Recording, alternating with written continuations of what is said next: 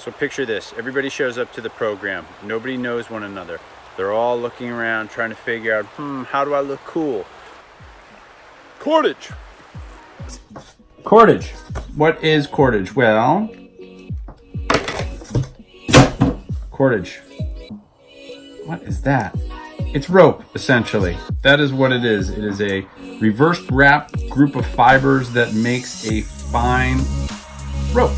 What does making rope and mentoring people have to do with one another? Let's go for a walk and I'll tell you. So why would you want to make cordage? It's a good question. Cordage is essentially rope. So yeah, you're mentoring people, you're running programs. They didn't come to make rope, did they? Well, maybe. Well, you break the whole need to look cool by handing them a piece of that raffia and saying, hey, check this out. And you just start making rope. And there's my hands. And they're like, oh yeah. And it gives their hands something to do. So now they're not so self-conscious because they can either go inward and just be like, oh yeah, I'm making rope because the guy told me to make rope, or the gal told me to make rope. Or they're like, oh, how does this work? And then they have this need to communicate with one another. So you got the one gal who gets the rope making down really quick, right? And then you put her in charge of teaching other people who don't know one another how to do it. And all of a sudden they're communicating with one another. Smart, right? You need rope. Can't go to the store, get it? That's dumb. Can't use your shoelaces because that's cheating. So you got to make your own. You're in the wilderness. This is a core routine of awareness, people. You scour the landscape. Holy cow, look. My awareness found this plant. This is dogbane, grows all over the place. There's also milkweed, grows all over the place. There's also the inner bark of trees, grow all over the place. Unless you're in a desert, you probably find some sort of plant fiber to make rope with. This stuff, where is it from? A craft store. It's called raffia. You can buy it just about anywhere. Well, at any craft store anyway. That's if you can't find wild stuff. But this works really great when you're working with other people. Why? Because it's abundant. It's sustainably harvested. Man. Anyway, we're going to start with raffia, which is a natural fibrous plant. What we're going to do, it might help lick your fingers. We're going to start like this. Twisty, twisty, and I'm twisting it towards me with this hand and away from me with this hand. I'm a righty, and that does make a difference. Doesn't mean it's better.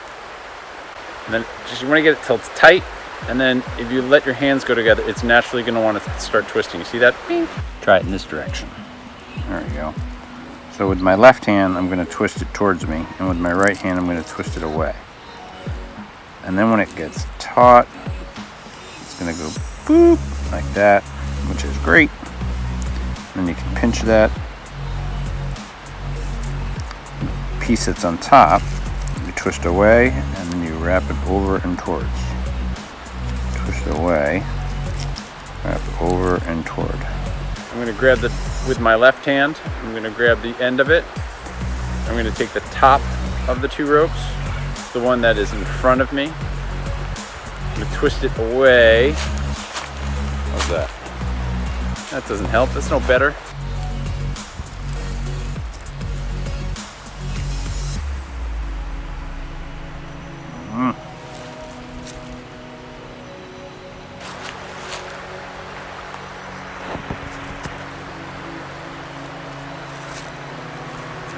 Twist it away and then wrap it over. Twist it away and then up and over towards me.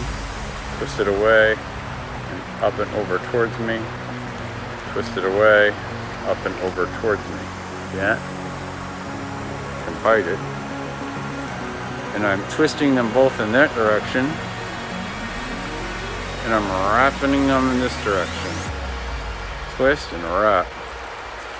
Twist and wrap. People are coming. Here I have a bunch of very thin little plant fibers. This is the exterior of a hemp plant. Don't ask me where I got it. Actually, there is outer bark to the hemp plant, which is kind of woody. Once the plant dries, it's been broken off, and this is the inner bark, part of the cambium layer. And it's been dried, so it's brown now, but it was once green, and it's what the water traveled in up and down on the plant. So I have these fibers. They're pretty strong by themselves, but I can break them if I pull hard enough. But once I take them in a bundle like this, Sometimes it helps to wet your fingers a little bit. And I'm going to do the same thing I did with the raffia. Roll here and roll there. Let it make the little whoop. Pinch it. Roll the top and over. Top and over. Top and over. Top and over. Top and over. You can make cordage with a huge number of plants, inner tree bark. It doesn't really matter if you know the name of the plants, as long as you know the quality or the qualities or attributes of this inner bark fiber that you need. Yeah, another one of my favorite things to do with cordage is towards the end of a program when I've been working with people is to use it as some sort of regalia. Like maybe you make little wooden beads or something like that that they could put on the piece of cordage that they had made as a symbol of the work and journey and experiences that they've just had, so that they can take that little bead or whatever it is you want to put on the piece of rope that they made, they can take it home with the instructions of telling the people that they love and live with or care for or whatever about their story, about what happened, about what they learned about themselves.